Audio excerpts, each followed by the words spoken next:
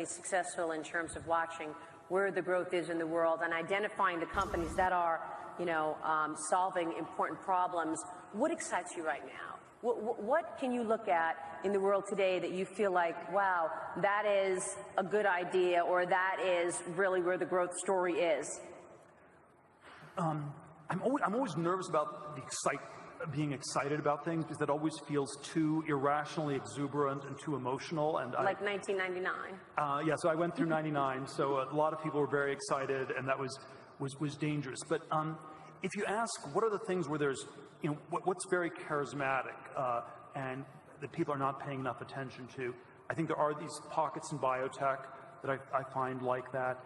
The one other one that I've been looking at a lot more have been the cryptocurrencies, and while I'm skeptical of most of them, I do think people are a little bit maybe underestimating Bitcoin specifically, because it's like a reserve form of money. It's like gold, and it's just a store of value. You don't actually need to use it to make payments. And it's been, there's about $70 billion worth of Bitcoin in the world. There's $9 trillion worth of gold. And if Bitcoin ends up being the cyber equivalent of gold, it has a great potential left. So it's a very different kind of thing from what people in Silicon Valley normally focus on. Companies, not algorithms or protocols. But this may be one exception that's very underestimated. Well, people question it, and I know there's been so much debate about Bitcoin, but they question it because what is it based on? I mean, you see that the dollar is based on, the trust of the Treasury, the trust of the U.S. government. What is Bitcoin based on? Well, the argument, it's based on the security of the map, which tells you that it can never be diluted by a government. It can't be hacked. And it's a form of money that's absolutely that's secure in an absolute way.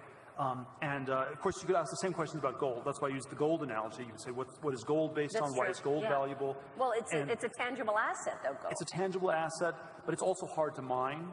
So if it was easy to mine gold, then it wouldn't be that valuable, because we would just have way more gold. So Bitcoin is also, it's mineable like gold. It's hard to mine. It's actually harder to mine than gold. And so in that sense, it's more constrained.